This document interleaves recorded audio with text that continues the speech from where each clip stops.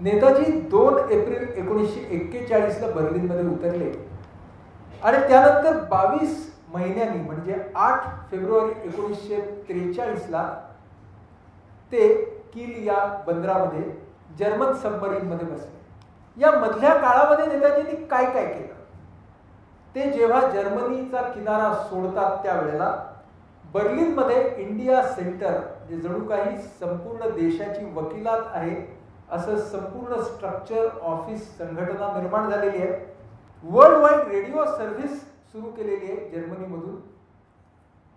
आपल्या भारतीय युद्ध कैद्यांचं पहिलं सैन्य तयार झालेलं आहे. जर्मनीमधल्या बहुतेक सर्व राष्ट्रीय नेत्यांचा आदर मिळवण्यामध्ये यश प्राप्त झालेलं आहे.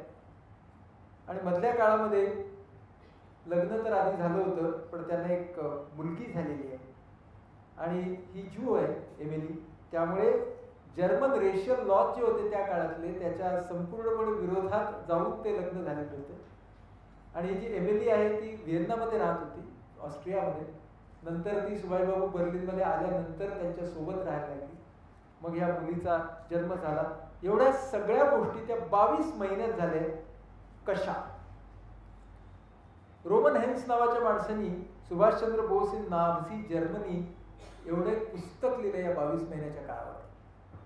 त्याच्यामध्ये ते असं लिहितात, it never seem to have occurred to the Germans to treat Bose as a puppet issuing him with dictators.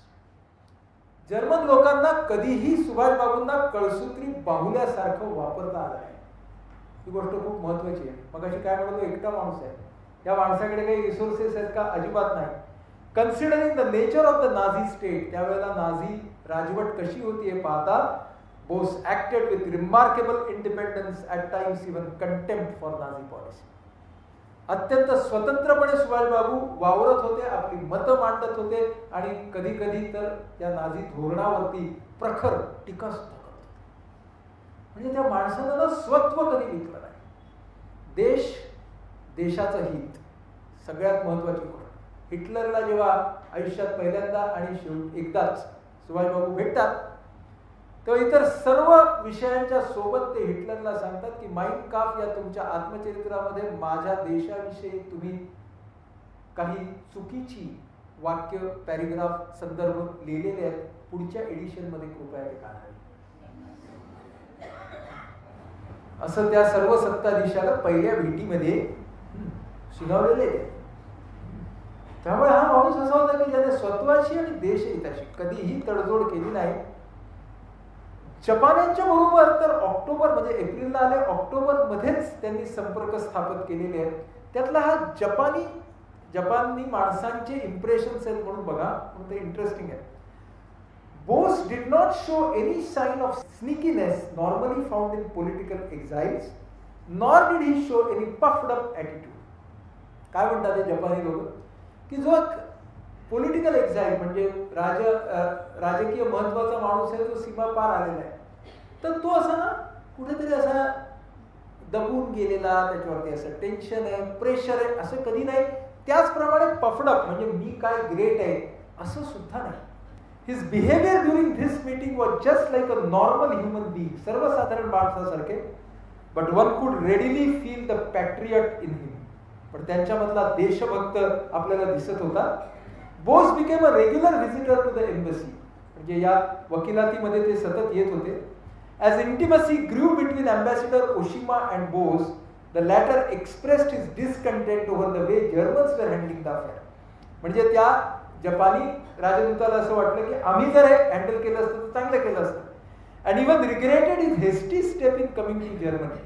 म्हणजे त्यांचं म्हणणं असं होतं की तुम्ही जर्मनीला का आलात, जपानलाच आला असता तर आम्ही तुम्हाला खूप जास्त पद्धतीने चांगली मदत केली असती. मुद्दा असा की जपानमध्ये जाण्याचा विचार सुभाषबाबूंच्या मनामध्ये हळूहळू येऊ लागलेला आहे. या मधल्या काळामध्ये काय झालं बघूया. सुभाषबाबूंचे बर्लिन मधलं छायाचित्र आहे. एका बाजूला डिप्लोमसीच्या लेव्हलला त्यांनी काय केलं, प्रचंड पेशन्स, प्रचंड लवचिकपणा. लक्षात घ्या 2 एप्रिलला माणूस उतरलाय. फक्त 8 दिवसामध्ये जर्मनी आणि तिच्या मित्र राष्ट्रांनी भारताच्या स्वातंत्र्य लढ्याला कशी मदत करावी याचा संपूर्ण प्लॅन हा माणूस घेऊन काढतो. आणि तो घेऊन या सगळ्या डिप्लोमॅटिक चॅनल्स मध्ये मुत्सद्द्यांना भेटणे, मंत्र्यांना भेटणे, मीटिंग्स करणे हा एकटा प्रवास हा माणूस सुरू करतो. त्याला काय हवं असतं की जर्मनीने आणि मित्र राष्ट्रांनी माझ्या राष्ट्राच्या स्वातंत्र्याच्या प्रयत्नांना मान्यता द्यावी हे पाहिजे असते. डिक्लरेशन की भारताच्या स्वातंत्र्य लढ्याला आमचा पाठिंबा आहे. शेवटपर्यंत हे त्याला मिळत नाही, पण हा माणूस अजिबात प्रयत्न सोडत नाही हे महत्वाचं. इथं इथं इथं इथं हो आत्ता पेपर्स असे बाहेर आले की हा ट्रॉट नावाचा माणूस होता जो जर्मनीच्या द्वारे फॉरेन ऑफिसचा इंडिया डेस्कचा हेड होता, हाच डबल एजंट होता. म्हणजे आजूबाजूला असलेला माणूस कोण आपला जर्मन असूनही का तो डबल एजंट आहे हे माहिती असणार, पण असले तरी सांगायचं कोणाला. त्या सगळ्यामध्ये हा माणूस धीर ठेवून काम करत होता. इटलीकडे जा, जपानकडे जा, प्रत्येक एम्बसीकडे जा, कुठून काय मिळतंय ते बघा, हे एका बाजूला सुरू आहे बरं का. दुसऱ्या बाजूला कोणी जेव्हा त्यांना म्हणायचे ना की हा माणूस मोठा आहे, तो माणूस मोठा आहे, तेव्हा सुभाषबाबू आपल्या सहकाऱ्यांना हे म्हणायचे, मला एकाच प्रश्नाचं उत्तर द्या, will he live in history. हा माणूस किती मोठा, हा माणूस किती छोटा, याचं एकच उत्तर आहे, इतिहास. इतिहासात ह्या माणसाला कोणी ओळखणार आहे का. मग दुसऱ्या बाजूने प्रयत्न काय सुरू झाले की जेवढे युद्ध कैदी होते आणि युद्धबंदी होते त्याच्यातून आपण भारताची फौज सुरू करूया. तर लक्षात घ्या, आझाद हिंद फौज म्हणजे आपल्याला वाटते नंतरची, पण त्या प्रयत्नांना पहिली सुरुवात जर्मनीमध्ये झाली. जर्मनीमध्ये जे युद्धबंदी आलेले होते त्या युद्धबंद्यांना कन्व्हर्ट करायचं आणि त्यांची फौज निर्माण करायची हे कठीण होतं. हे कठीण अशासाठी होतं की जनरल रोमेल जो होता फार मोठा सेनानी जर्मनीचा, त्याने सांगितलं की युद्धबंद्यांना मी माझ्या बरोबर पुन्हा एकदा माझ्या बाजूने लढवणार नाही. म्हणजे जर्मन ब्रास होता, जर्मन अधिकारी होते, ते काही तयार नव्हते की माझ्या बाजूने भारत, कारण हे लोक पकडलेले होते ना. हे कसं आहे, विरोधी म्हणून तुम्हाला पकडायचं आणि नंतर तुम्ही आमच्या बाजूने लढायचं, हे कसं होणार. त्यामुळे ह्याला तो जनरल सुद्धा तयार नव्हते. ते लक्षात घेऊन या सगळ्यांना कन्व्हर्ट करायचं होतं की नाही, मला ही फौज तयार करायची. हा एक मुद्दा झाला. पुढचा मुद्दा असा झाला की जेवढे प्रिझनर ऑफिसर्स होते ना आपले भारतीय, ते सुभाषबाबूंना काय विचारायचे, आम्ही तुमच्याकडे येऊ पण आमची रँक तीच राहणार का, आमची सिनियरिटीचं काय, आमचा स्टेटस आणि जर्मन अधिकाऱ्यांचा स्टेटस याच्यामध्ये तुलना कशी. बघा, अडचणी एका बाजूने नाही आहे, अडचणी सगळ्या बाजूने आहेत. आणि म्हणून यामध्ये प्रपोर्शन असं आहे की युद्धबंदी होते त्यातले खूप कमी अधिकारी सुभाषबाबूंच्या बाजूने आले, सामान्य सैनिक जास्त आहे. हा सुद्धा इतिहास आहे.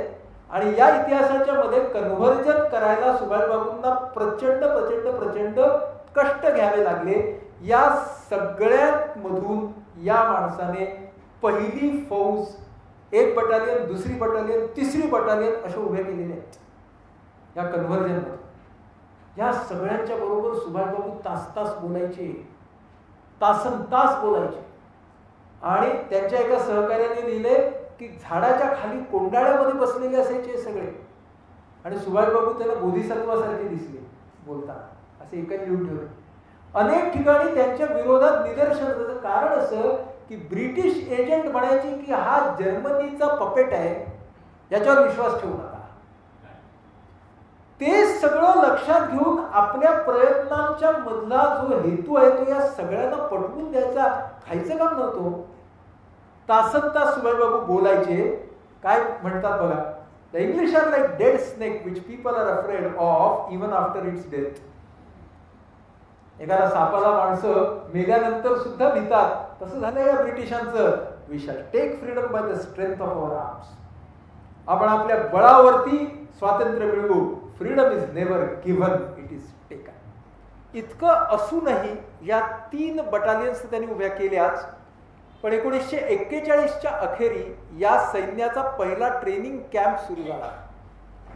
40,000 सैनिकांपैकी 17,000 सैनिकांना त्यांनी कन्व्हर्ट केलं. बघा, सक्सेस रेट 50% कमी आहे, पण 17,000 ही कमी संख्या नाही. 17,000 या बाजूला आले. या 17,000च्या मध्ये नॉन कमिशन्ड ऑफिसर्स पेक्षा सर्वसामान्य सैनिक जास्त होते. या सगळ्यांचं ट्रेनिंग सुरू झालं. त्याचबरोबर स्पेशल फोर्सेस आणि पॅराट्रुपर्सचं ट्रेनिंग चालू झालं.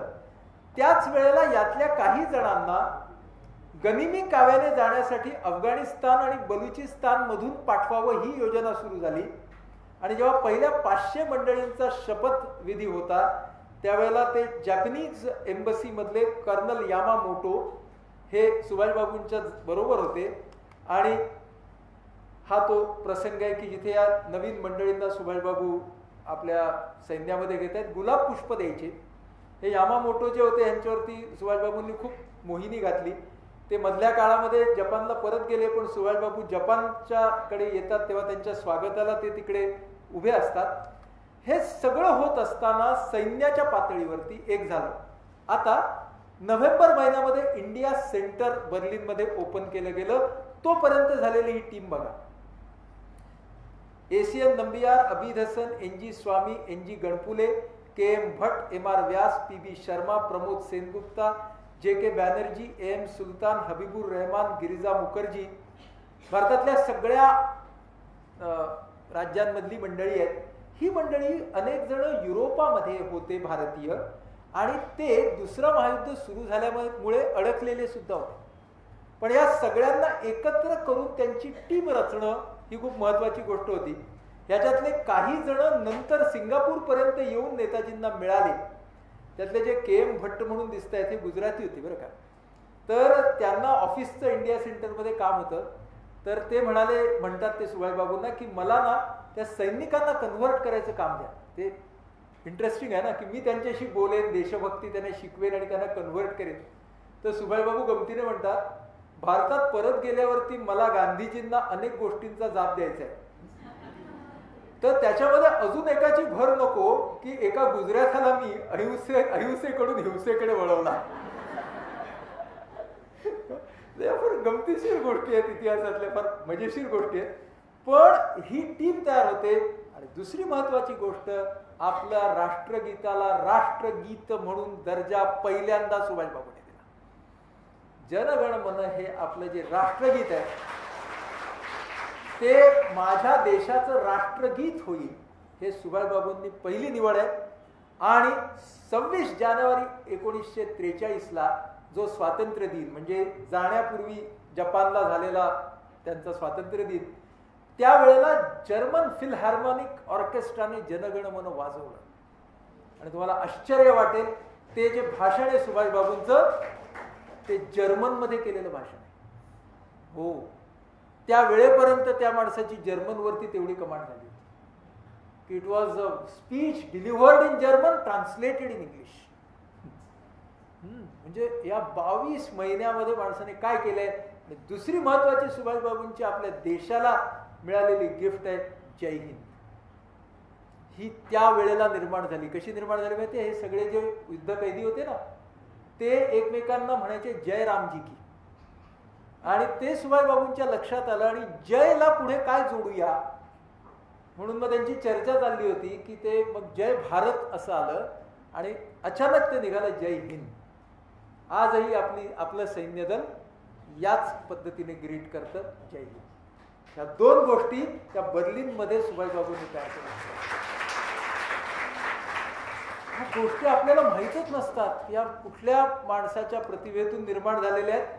स्टॅम्प आणि करन्सीची डिझायनिंग झालं बरं का तिकडे स्वतंत्र भारताच्या. प्लॅनिंग कमिशन तयार झालं. माझा देश स्वतंत्र झाल्यावरती कसा असेल. जर्मनीकडून जेवढी मदत मिळत होती ती सगळी कर्ज रूपाने घेण्यात येणारी मदत आहे असं त्यांनी सांगितलं. माझा देश नंतर हे परत करेल. हे तुम्ही मला कर्ज देताय ह्याचा हिशोब मी ठेवेन. आणि जर्मन्स वेर डेफिनेटली इम्प्रेस्ड, कारण संपूर्ण वकिलातीचा दर्जा दिला गेला आणि सुभाषबाबूंना हेड ऑफ स्टेटचा दर्जा दिला गेला होता. त्यामुळे हा सगळा दर्जा त्यांनी मिळवला. इंडिपेंडन्स डे सेलिब्रेशन चालू केले 26 जानेवारी आणि 28 जानेवारीला लिजन डे म्हणजे सैन्य दिवस. बायलिंग्वल बाय मंथली चालू केलं आझाद हिंद, ज्याची 5,000ची प्रिंट ऑर्डर होती. हे सगळं या लेवलला बघा. आपण एक एक जातोय. डिप्लोमॅटिक काय काय केलं, सैन्य काय काय केलं, इंडिया सेंटर काय काय केलं, पुढे जाऊया अजून लिस्ट. हा तो शिपाई आपल्या त्या फौजेचा ट्रायकलर आहे आणि तो स्प्रिंगिंग टायगर तो टिपू सुलतानावरून घेतला. तर त्यावेळेला तो स्प्रिंगिंग टायगर हा होता. हे ते करन्सी तयार केलेली त्याची डिझाईन्स त्या काळामधली. मग ऑक्टोबर 1941ला आझाद हिंद रेडिओ सुरू होतो आणि पहिल्यांदा आपल्या भारतामधले लोक ऐकतात this is Subhashchandra Bose speaking to his countryman. October 41 ते फेब्रुवारी 43 नियमितपणे बोलत असतात त्या रेडिओवरनं. 230 मिनिटाचा डेली ब्रॉडकास्ट. भाषा किती होत्या बघा, इंग्लिश, हिंदुस्थानी, बंगाली, तामिळ, तेलुगू, गुजराती, पर्शियन, पुश्तू एवढ्या रेडिओ सर्व्हिसेस वर्ल्ड वाईड तिथून सुरू केल्या. त्यावेळेला भारतामध्ये 120,000 रेडिओ सेट्स होते. तर रेडिओवरती लोक गटागटाने ऐकायची, कारण radio listening was not private, it was public. आणि मग जेव्हा गांधीजींनी क्विट इंडिया सुरू केलं त्यानंतर 2 चॅनल्स चालू केली, नॅशनल काँग्रेस रेडिओ, आझाद मुस्लिम रेडिओ. आणि क्विट इंडिया जेव्हा गांधीजींनी चले जावची चळवळ सुरू केली तेव्हा त्याला मोठा पाठिंबा हा रेडिओवरून सुभाषबाबू इथं देत होते की आम्ही पण इथे आहोत, तुम्ही तिकडे आहात, आपल्याला देश स्वतंत्र करायचा आहे. मी म्हणालो तसं ते जे मासिक होतं बायलिंग्वल होतं, द्वैमासिक, 5,000ची त्याची प्रिंट ऑर्डर होती. हे सगळं करत असताना 29 मे 1942ला हिटलर बरोबर मीटिंग झाली. त्यावेळेला जपानला जायला हवं तुम्ही, हे हिटलरने पण सांगितलं. त्या मीटिंगहून परत आल्यावरती सुभाषबाबूंच्या सहकाऱ्यांनी विचारलं हिटलर कसा वाटला. सुभाषबाबू म्हणते बोडा पागल. तर तेव्हा मी तुम्हाला सांगितलं की अँटी इंडियन रेसिस्ट रिमार्क तुझ्या पुस्तकातले काढून टाक पुढच्या एडिशन मध्ये, म्हणून त्यांनी त्याला सांगितलं. हिटलर म्हणाला सुभाषबाबूंना डोंट गो बाय एअर, तुला जपानला जायचंय ना पण एअरने जाऊ नको, इट इज टू रिस्की. हा ट्रॉट म्हणून जो माणूस होता जो दुभाषाचं काम करत होता. आता गंमत बघा, तिकडे सुभाषबाबूंची ऑफिशियल भाषा इंग्लिश होती पण सुभाषबाबूंना जर्मन समजत होतं. पण तिथे हा ट्रॉट करत होता तर त्यांनी लिहिले Trott had to tone down some responses in to diplomatic language. कारण हा माणूस थाट बोलत होता. हा तो क्षण सुभाषबाबू आणि हिटलर यांच्या एकमेव भेटीचा हा इतिहासामधला क्षण. काय गडबड होते बघा ह्या माणसाचं जे नेहमी झालं. जून 41 मध्ये एप्रिलला उतरले ना जर्मनीमध्ये. जून महिन्यामध्ये जर्मनीनं रशियावरती स्वारी केली आणि सगळ्या दुसऱ्या महायुद्धाचं पारडं पालटायला सुरुवात झाली. डिसेंबरमध्ये जपानने पर्ल हार्बर केलं आणि अमेरिका युद्धात पडली.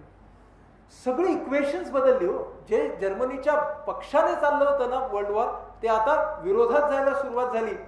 पण एक चांगली गोष्ट घडली. जपान युद्धात पडल्यावरती फेब्रुवारी 1942ला सिंगापूर जपान्यांच्या हातात आलं आणि तिकडे सुभाषबाबूंना वाटलं की आता मला सिंगापूरला गेलो तर जास्त बरं आहे. त्याच वेळेला ब्रिटिश लोक सतत हा सुभाषबाबू देशद्रोही कसा आहे ह्याचं जोरदार प्रपोगंडा करतच होते.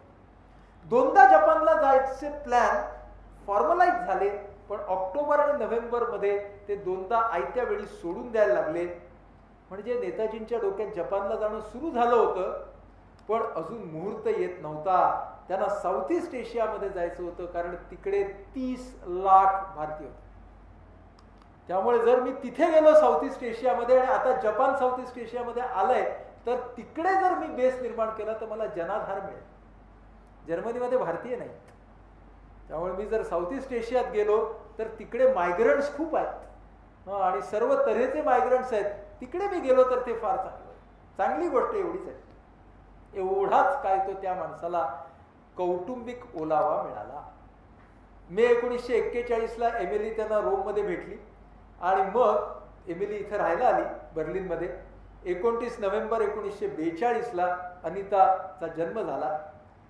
तो एकच ख्रिसमस 42 सालचा या कुटुंबाने एकत्र घालवला. कारण या माणसाने काय सांगितलं होतं बायकोला India is my first love and my only love, that is what he told me. एमिलीला पण सांगितलं होतं, तू माझं फर्स्ट लव्ह नाहीस, देश माझा फर्स्ट लव्ह आहे. आणि कुणालाही सांगितलं नव्हतं की मी लग्न केलंय, पण माझं काही बरं वाईट झालं तर ते जगाला कळावं म्हणून बर्लिन मधून जेव्हा ते निघाले तेव्हा शरद बाबूंच्यासाठी ही माझी पत्नी आहे, ही माझी मुलगी आहे असं सांगणारं बंगाली मधलं एकमेव पत्र या माणसाने लिहिलं. म्हणजे ना कधी कधी आपल्याला ना ह्या माणसांना ध्येयाच्यासाठी काय काय करावं लागलं. आणि म्हणून सुभाषबाबूंमधल्या माणसाचा एक नमुना तुम्हाला मी दाखवतो. ही एमिली, हे सुभाषबाबू एका छान छायामुद्रेमध्ये. मी तुम्हाला आता जे दाखवणार आहे ते विलक्षण आहे. हे सुभाषबाबूंनी लिहिलेलं प्रेमपत्र आहे एमिलीला, आणि हे ओरिजिनली ब्लॉक लेटर्स मध्ये लिहिले. म्हणजे त्यांना सांगायचं असणार नाही की माझी भावना कशी आहे, सगळं कॅपिटल मध्ये लिहिले ओरिजिनली. काय पत्र आहे बघा. I have been longing to write to you for some time past. बऱ्याच काळापासून माझी तीव्र इच्छा होते तुला पत्र लिहायची. But you can easily understand how difficult it was to write to you about my feelings. माझ्या भावना तुझ्यापर्यंत कशा पोहोचवायच्या हेच मला कळत नव्हतं. I just want to let you know now that I am exactly what I was before when you knew me. मला तुला हे सांगायचं आहे की तू जशी पूर्वी मला ओळखत होतीस ना, मी अजूनही अगदी तसाच आहे. Not a single day passes that I do not think of you. असा एकही दिवस येत नाही की जेव्हा माझ्या मनात तुझ्याविषयीचा विचार येत नाही. You are with me all the time. तू माझ्याबरोबर सतत असतेस. I cannot possibly think of anyone else in this world. या जगात मी दुसऱ्या कोणाचीही अशी कल्पना करू शकत नाही.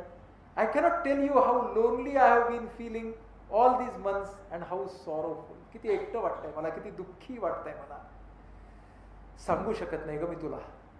Only one thing could make me happy. एकच गोष्ट मला आनंद देईल. But I do not know if that is possible. पण मला माहितही नाही की ते शक्य होईल का. However I am thinking of it day and night. पण मी दिवस रात्र विचार करतोय आणि परमेश्वराकडे प्रार्थना करतोय की मला योग्य मार्ग मिळावा. किती तऱ्हेतऱ्हेच्या भावना आहेत या सगळ्यामध्ये. म्हणून ह्या सगळ्या सुभाषबाबूंचं जे खाजगी आयुष्य ते पण असं आहे. आणि मग हे एका बाजूला, दुसऱ्या बाजूला बघा जे हळवं पत्र. दुसऱ्या बाजूला हा माणूस 26 जानेवारी 1943 स्वातंत्र्य दिनाच्या त्या कार्यक्रमामध्ये काय म्हणतोय बघा. To us life is one long unending wave. आपल्यासाठी आयुष्य म्हणजे एक प्रचंड मोठी लाट आहे. It is God manifesting himself in the infinite variety of creation. निर्मितीच्या अनेक विध छटांमधून जणू काही ईश्वरच त्याला दर्शन देत आहे. It is lila. हे ओरिजिनल शब्द आहेत. ही लीला आहे. म्हणजे this is the philosophical Subhashbabu. An external play of forces. लीला म्हणजे काय, हे सगळं या जगामध्ये जे होत आहे ती लीला आहे. In this cosmic interplay of forces there is not only joy but there is also sorrow. इथे फक्त आनंद नाहीये तर दुःख पण आहे. There is not only rise but there is also fall. इथे उत्थान आहे तसं पतन सुद्धा आहे. If we do not lose faith in ourselves and in our divinity. आपला आत्मविश्वास आणि आपल्यातल्या आत्मशक्तीची ओळख जर आपल्याला झाली, we shall move on through darkness. तर आपण अंधारातून वाटचाल पुढे चालू ठेवू, दुःखातून, शोषणातून towards renewed sunshine, joy and progress. हे जवळजवळ शेवटचं भाषण आहे. कारण याच्यानंतर फेब्रुवारीच्या पहिल्या आठवड्यामध्ये ते तिथून निघाले. कारण सबमरीन तयार झाली होती. अमित हसन हा एकच सहकारी सिलेक्ट केला गेला होता. त्यालाही माहित नव्हतं आपण कुठे जायचंय. त्याने विचारलं व्हेर आर वी गोइंग. हा, कारण गुप्त ठेवणं भाग होतं. मग हे कील या पोर्ट सिटीमध्ये आले. तिथे जर्मन सबमरीन U-180.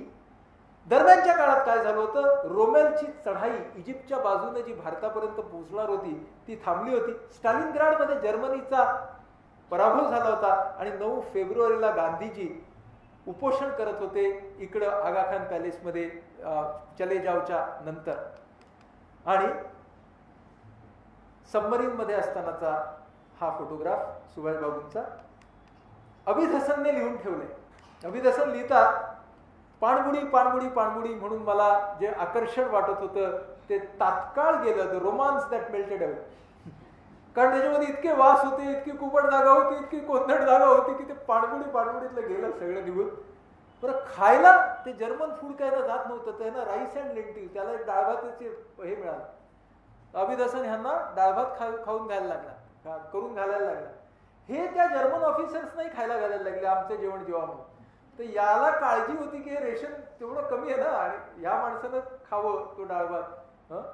तर हे सगळं चालू असताना सुभाष बाबू काय करतात, दिस इज फॅन्टॅस्टिक. ते या इंडियन स्ट्रगल पुस्तकाच्या नवीन एडिशन वरती पाणबुडीत काम करतायत. स्पेनमध्ये जेव्हा रिफ्युएलिंग साठी ही पाणबुडी थांबते तेव्हा ती रिवाइज्ड एडिशन पोहोचवली जाते आणि ती युरोपात प्रसिद्ध होते. आणि मग हे अभिदर्शनला सांगतात की आतापर्यंत स्वयंपाक करत होतात, आता टाईपरायटरवर बस, तेवढून टायपिंग करून घेतात हे सगळं. ओके, हे करत असताना ते अभिदर्शनला सांगतात की आपण जपानमध्ये चाललो, टोजो हे जॅपनीज पंतप्रधान आहेत, ते मला जे प्रश्न विचारणार आहेत ते सगळे मला टोजो म्हणून विचार आणि त्याची मी उत्तर देतो, आपण मॉक रिहर्सल करूया. आणि त्या दरम्यानच्या काळामध्ये मी तिथं गेल्यावरती आझाद हिंद फौजेच्या सैनिकांसमोर काय भाषण करणार हे लिहितात. आणि पहिल्यांदा जगातली मित्र पहिली कॉम्पॅक्ट डिव्हिजन ऑफ विमेन जगातल्या सैन्यातली की जिचं पूर्ण प्लॅनिंग करतात राणी झाशी रेजिमेंटचं, हे सगळं त्या पाणबुडीमध्ये या माणसाने केलं. म्हणजे विलक्षण, अगदी विलक्षण. आणि मग आता आपण बघूया कुठपर्यंत आलो. किलवरनं आपण निघालो आणि मग तो जो पॉइंट आहे मदागास्कर, तिथून आपण पेनांगला जाणार आहोत. त्या पॉइंटकडे आपण येतो. इथून जपानी पाणबुडी आले, इथून जर्मन पाणबुडी आले, ओनली सिव्हिलियन ट्रान्सपोर्ट या दोघांच्या मध्ये. आणि अभिदर्शन लिहितात, मी त्यांना एकदा विचारलं की व्हॉट्स द वर्स्ट फेट फॉर यू, तर त्यांनी उत्तर दिलं टू बी इन एक्झाईल. माझ्या देशापासून लांब असणं ह्याच्यापेक्षा काही दुर्दैव नाही दुसरं. आणि मग एप्रिल 26ला ही जॅपनीज I-29 इज स्पॉटेड आणि मग 28 एप्रिलला ट्रान्सफर होते. जॅपनीज सबमरीन थोडी छान असते, जरा हवेशीर असते. आणि जपानमध्ये आल्यावरती ना ह्यांना त्या जॅपनीज मध्ये ना जरा छान वाटायला लागतं. बरं, काही लिहून ठेवलं की छान वाटायला लागतं. आणि May 6ला ते साबांगला उतरतात. ती जी ट्रान्सफर झाली तो हा क्षण की सुभाषबाबू एका सबमरीन मधनं दुसऱ्या सबमरीन मध्ये बसायला जात आहेत. आणि जेव्हा सफर पूर्ण झाली तेव्हा जॅपनीज क्रूच्या बरोबर काढलेलं हे छायाचित्र. तिकडे उतरून ते साबांग मधनं छोट्या एअरक्राफ्ट मधनं पेनांग, सायगाव, मनिला, तैपी, हमात्सू आणि टोकियो असे उतरतात. टोकियोला उतरल्यावर इम्पिरियल हॉटेलमध्ये राहत आहेत. आताच नाव आहे मिस्टर मत्सुदा. जियाउद्दीन मधला जो पठाण आहे त्याला नावच नव्हतं, गुंगा बैरा. मग त्याच्यानंतर मॅझोटा आणि आता मत्सुदा. पण महिन्याभरातच टोकियोला पोहोचल्यापासून मित्र महिन्याभरातच जगाने पुन्हा एकदा तो आवाज ऐकला, this is Subhashchandra Bose speaking to his countryman in East Asia. आणि मग जगाला कळलं की जर्मनीतून हे टोकियोमध्ये पोहोचले. ह्या टोकियोच्या काळामध्ये आता बघा आपण तिसऱ्या अंतिम पडाव आपल्या यात्रेचा 16 मे 1943 टोकियो, 23 ऑक्टोबर 1943 सिंगापूर. ज्याला आपण म्हणूया vibrant journey without a stop. की हा प्रवास असा की ज्याच्यामध्ये उसंत नाही. टोकियोत पोहोचल्यावरती काय केलं? टोकियोत पोहोचल्यावरती जपानी फॅक्टरी कशा आहेत, फार्म्स कसे आहेत, हॉस्पिटल कसे आहेत, स्कूल कसे आहेत, हे सगळ्याचा अभ्यास करतो आपण पोहोचल्यावरती. ती सिव्हिलायझेशन काय आहे, त्यांच्या मिलिटरीच्या अधिकाऱ्यांना, त्यांचे परराष्ट्र मंत्री, त्यांचे राजकीय नेते करत करत 10 जूनला प्राईम मिनिस्टर टोजोना भेटतात सुभाषबाबू. टोजो is suitably impressed. 14 जूनला जॅपनीज डाएटमध्ये, डाएट म्हणजे त्यांची लोकसभा, त्या लोकसभेमध्ये टोजो जाहीर करतात unconditional support of Japan to India. हे केल्यावरती म्हणजे बघा माणूस काय ग्रेट होता. हे सगळं करून त्या माणसाचा सपोर्ट करणं आणि त्याला सांगणं माझं सैन्य कठपुतळीचं सैन्य असणार नाही, बर्मा फ्रंटवरती इंडियन नॅशनल आर्मी लढणार आहे. भारताच्या भूमीवरती पडलेलं पहिलं पाऊल भारतीय माणसाचं.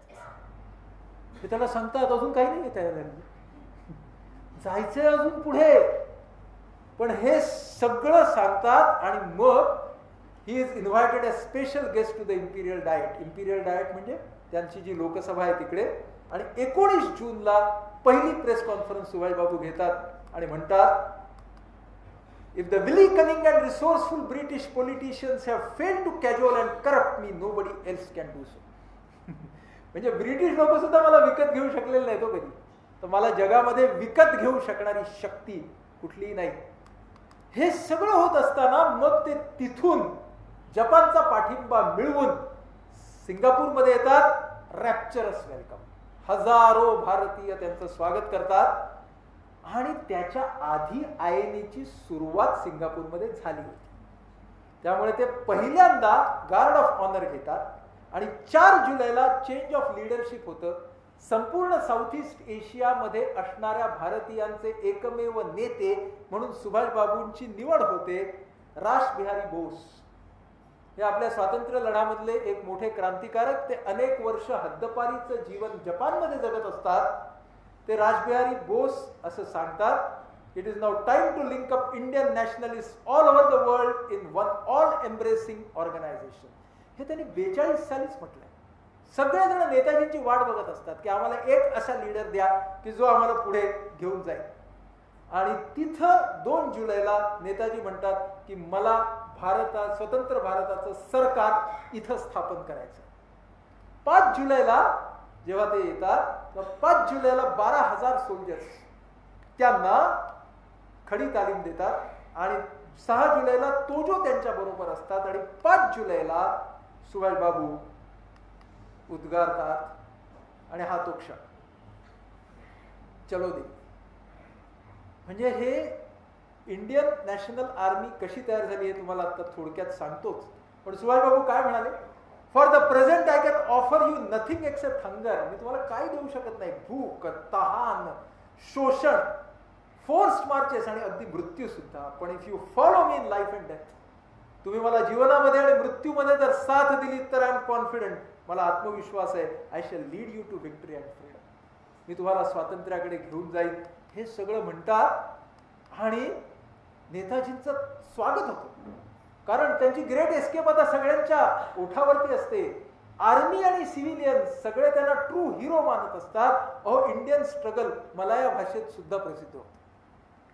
हे सगळं सुरू असताना हा माणूस एका बाजूने अख्खं सैन्य चालवणं आणि उभं करणं काही काय कठीण आहे. पैसे कुठून आणणार, फक्त जपान नाही, मग फंड रेझिंग. 9 जुलैला पब्लिक मीटिंग पहिली घेतात. म्हणतात there is no nationalist leader in India who can claim to possess the many sided experience that I have been able to acquire. खरं असतंय, हा अति आत्मविश्वास नाही. माझ्यासारखा अनुभव हा दुसऱ्या कोणत्याही भारतातल्या राजकारण्याला नाही आहे. आश्चर्य वाटेल तुम्हाला, या 9 जुलैच्या सिंगापूर मधल्या मीटिंग मध्ये पावसामध्ये 60,000 माणसं ऐकत असतात सुभाषबाबू. आणि मग बिगॅन वर्क. आठवलं तुम्हाला, डायरी एवढं घडलंय मध्ये, लेफ्ट होम आणि बिगॅन वर्क. जुलै 1943 बिगॅन वर्क. ह्याच्यामध्ये एवढं सगळं घडलंय. काय झालं होतं की पहिली इंडियन नॅशनल आर्मी ही फेब्रुवारी मध्येच सिंगापूरला निघाली. सिंगापूर जेव्हा पडलं आणि जपान्यांनी त्याचा ताबा घेतला, त्यावेळेला मेजर फुजिवारा नावाच्या माणसाने हा प्रयत्न सुरू केला होता. त्याच्याबरोबर ज्ञानी प्रीतम सिंग, कॅप्टन मोहन सिंग अशी सगळी मंडळी होती. आणि ते सांगत होते की सुभाषबाबू येणार, सुभाषबाबू येणार आणि मग ते चालवणार, आपण त्यांच्यासाठी तयार करून ठेवायचं. पण सुभाषबाबू येत नव्हते तेव्हा. आणि त्यावेळेला 40,000 लोकांनी व्हॉलेंटिअर केलं होतं. पण मार्च मध्ये ते जे मेन अधिकारी होते तेच एका एअर क्रॅशमध्ये गेले. आणि हा जो इवाकुरू होता, हा फुजिवाराच्या जागी इवाकुरू नावाचा दुसरा अधिकारी आला. त्यामुळे सुभाषबाबू जेव्हा यायचे होते तेव्हाही इंडियन नॅशनल आर्मी जवळजवळ मृतवत किंवा निचेष्ट झाली होती. पण सुभाषबाबू आले आणि तिला जी संजीवनी मिळाली की एका बाजूने या सगळ्यांना मोटिवेट केलं त्यांनी, दुसऱ्या बाजूने जपानी अधिकाऱ्यांना सांगितलं माझी आर्मी खरी आर्मी आहे, तिसऱ्या बाजूने नवीन रिक्रुटमेंट चालू केली, चौथ्या बाजूने विमेन्स रेजिमेंट चालू केली आणि संपूर्ण साऊथ ईस्ट एशियामध्ये जेवढे लाखो भारतीय आहेत, मला 3M द्या, मेन, मनी, मटेरियल. कारण मला स्वतंत्र भारताचं सरकार तयार करायचंय, मला आर्मी चालवायची, त्यासाठी ट्रेनिंग द्यायचंय. आणि तुम्हाला सांगतो लोकांनी उत्स्फूर्त प्रतिसाद दिला.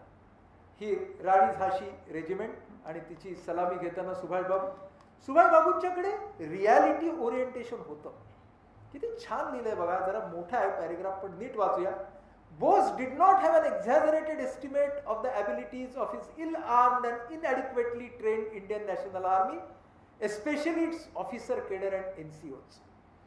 सुभाषबाबूंच्या मनामध्ये त्यांच्या मर्यादांची स्पष्ट जाणीव होती की माझ्याकडे जे सैन्य आहे त्या सैन्याकडे साधन सामुग्री तुटपुंजी आहे.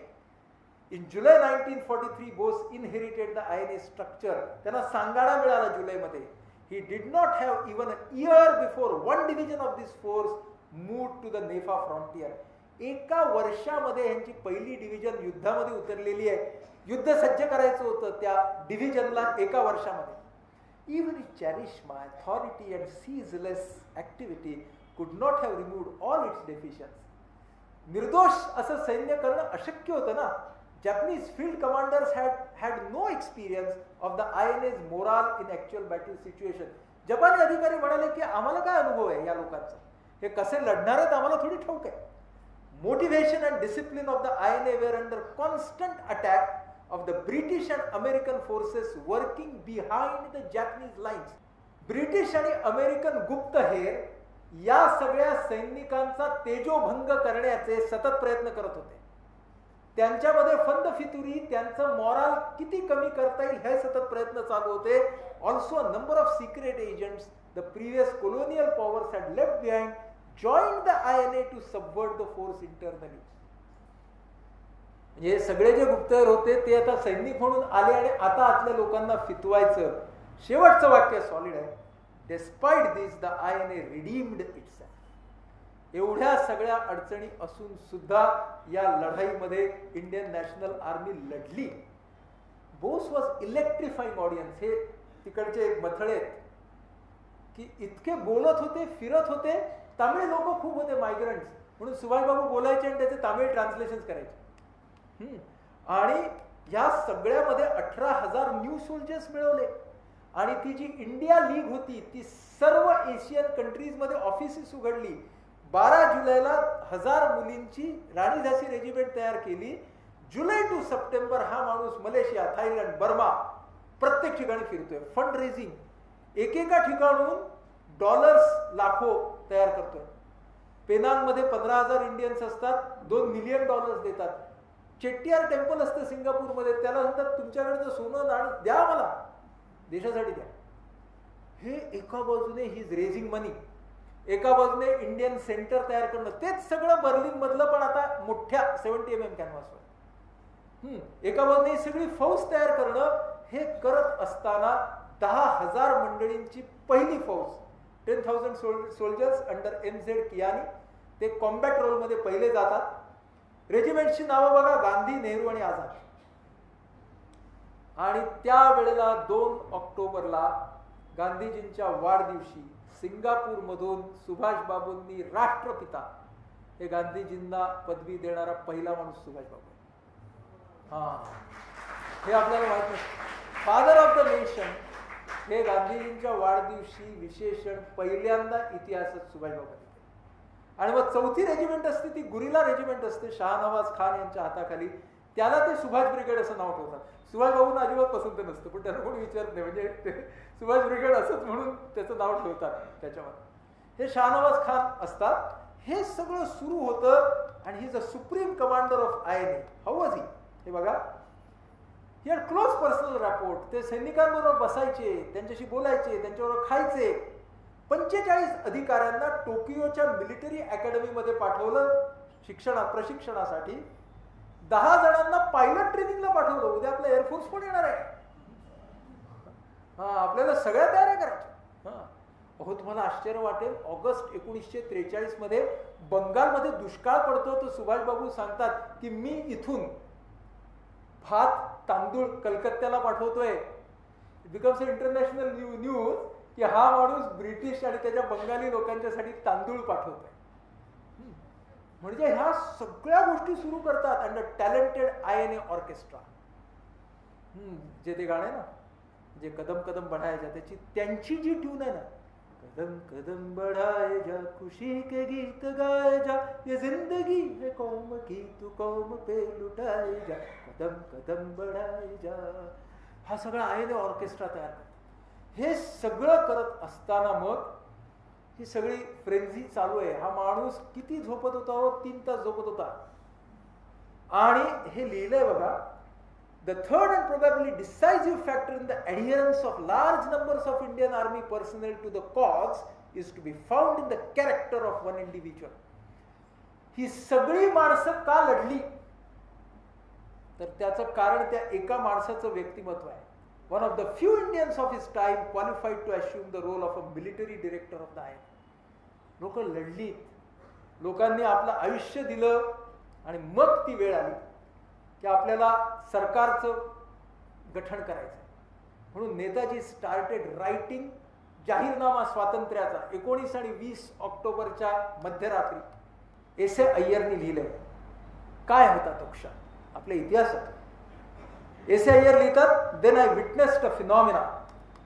आणि आपल्यासाठी मराठीत, भेटीला आलेला शेवटचा पाहुणा गेल्यानंतर मध्यरात्री नेताजी लिहायला बसले. भारतीय इतिहासाचे, अमेरिकन तसेच आयरिश लढ्याचे संदर्भ त्यांच्यासमोर येत होते. समोर कॉफीचा कप, त्यांनी कोऱ्या कागदाचा गठ्ठा घेतला, पेन्सिल घेतली आणि लिहायला सुरुवात केली. समोरच्या कागदांवरची त्यांची नजर एकदाही ढळत नव्हती. एक एक पान जसं लिहून होत होतं तसे ते मला देत होते. खोलीच्या बाहेर काहीशा अंतरावर मी टायपिंगला बसलो का, आवाज येऊ नये म्हणून. अभिद आणि स्वामी मला पाना मागून पानं आणून देत होते. त्यांनी आधी लिहिलेल्या पानांचा संदर्भ एकदाही घेतला नाही. स्वतः लिहिलेला प्रत्येक शब्द, पॅराग्राफचा क्रम त्यांना ठाऊक होता. संपूर्ण खरड्यामध्ये एकही शब्द ना फोडलेला होता ना बदललेला. विरामचिन्हासहित हे पूर्ण झालं तेव्हा प्रातःकाळ झाला. भारताच्या स्वातंत्र्याचा जाहीरनामा या माणसाने कोणताही संदर्भ न घेता त्या रात्री लिहिला. आणि त्याच्यामध्ये सगळे जागतिक संदर्भ देऊ, कारण हा माणूस एका बाजूने इतिहासकारी होता, हे का. त्यामुळे हे सगळं होतं. आणि मग शपथविधी. In the name of God I take this sacred oath that to liberate India and the 38 crore of my country. स्वातंत्र्य माझ्या देशाचं आणि माझ्या देशबांधवांचं 38 कोटी. I Subhashchandra Bose will continue this sacred war of freedom till the last breath of my life.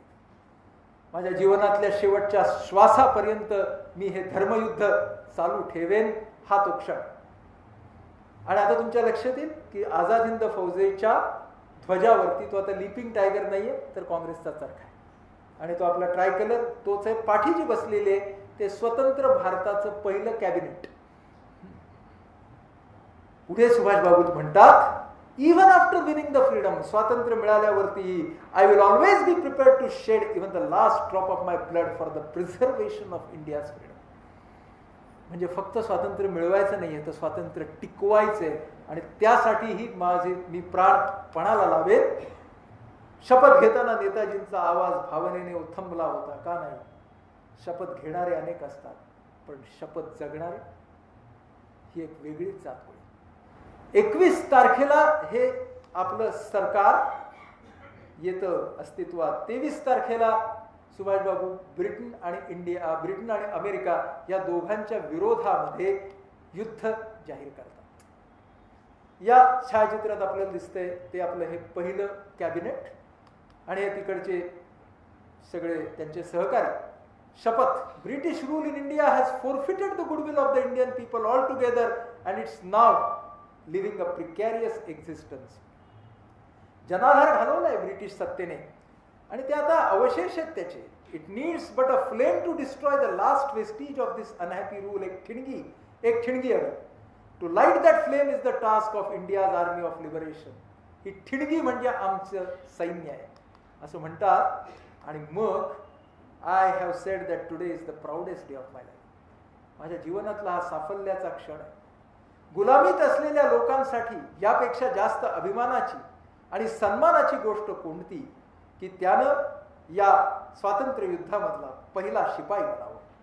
But this honour carries with it a corresponding responsibility. जबाबदारीची जाणीव आहे and I am deeply conscious of it. आता मला या प्रश्नाचं उत्तर द्या. Who is the first prime minister of the first cabinet of the government of free India? Subhashchandra Bose.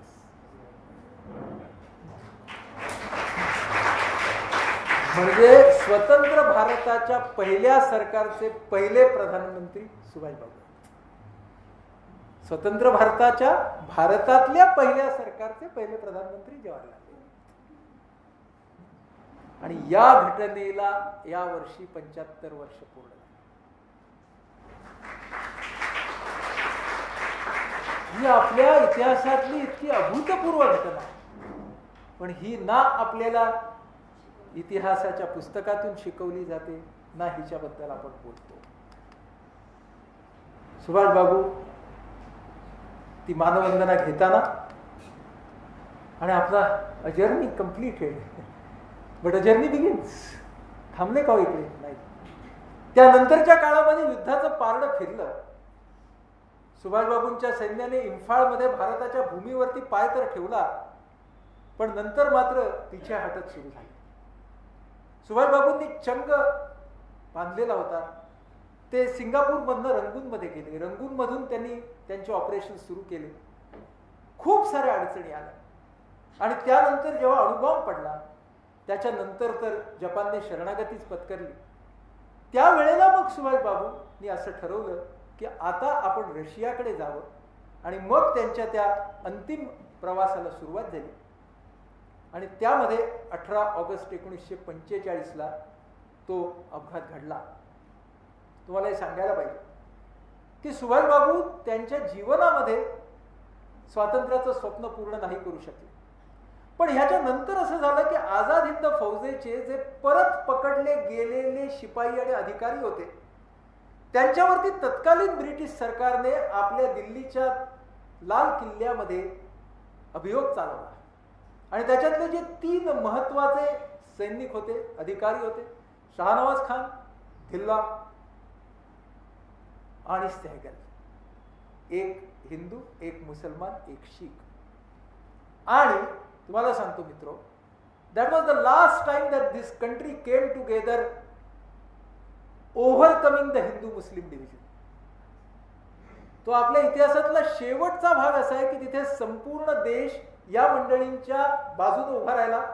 Bhulabai Desai उभे राहिले वकील म्हणून, जवाहरलाल नेहरू उभे राहिले वकील म्हणून.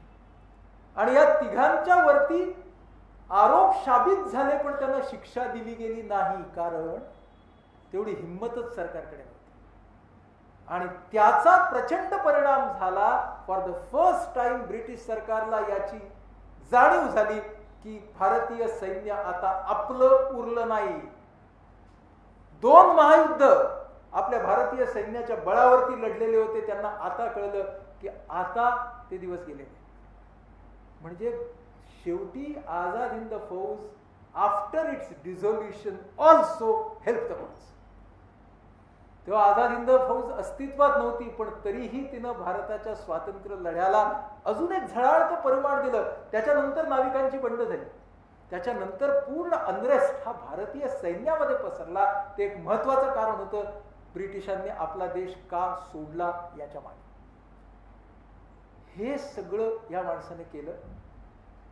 त्याच्या मृत्यूनंतरही 18 ऑगस्ट 1945ला सुभाषचंद्र गेले आणि ऑगस्ट महिन्यामध्ये कधीतरी व्हिएन्नामध्ये संध्याकाळची वेळ होती. संध्याकाळ रात्रीकडे कल्ली होती. एमिली रेडिओवरच्या बातम्या ऐकत होती. तिच्यासोबत तिची वृद्ध आई होती. आणि सुभाषबाबूंच्या अपघाताची बातमी आली. तिनं आपल्या भावना आवरल्या. ती आतमधल्या खोलीमध्ये गेली. तेव्हा अनिता गाढ झोपेमध्ये होती. तिच्या त्या निष्पाप चेहऱ्याकडे पाहताना एमिलीला हुंदका आवरला नाही. ही बातमी लैलापूर जेलमध्ये शिशिर बोस होते त्यांना मिळाली आणि कुन्नूर जेलमध्ये शरद बोस होते त्यांना मिळाली. शरद बोस म्हणाले, किती आहुत्या घेशील कालीमाते. एका घरामध्ये, एका कुटुंबामध्ये इतके सारे देशभक्त होते. आणि शिशिर बोस त्यांच्या आईला म्हणाले, let us all try to be brave. At the loss of one of the bravest of men his will be done. सगळा देश या माणसाबद्दल आजपर्यंत आदर राखून आहे. सरोजिनी नायडू लिहितात, his proud, unfortunate and violent spirit was a flaming sword for ever. Flaming sword, किती छान. तेजाळलेली तलवार आहे, अनशीथ, उपसलेली, in defence of the land. He worshipped with such surpassing devotion. म्हणजे वर्शिपच ना, ही पूजा आहे देशाची. A greater love hath not man than this, that he lay down his life for his country and his people. पदोपदी पसरून निखारे आपुल्याचा हाती, होऊन या बेहोश धावलो ध्येय पथावरती. कधी न थांबलो विश्रांतीस्तव पाहिले न मागे, बांधू न शकले प्रीतीचे वा कीर्तीचे धागे. एकच तारा समोर आणि पायतळी अंगार, होता पायतळी अंगार. गरजा जय जयकार क्रांतीचा, गरजा जय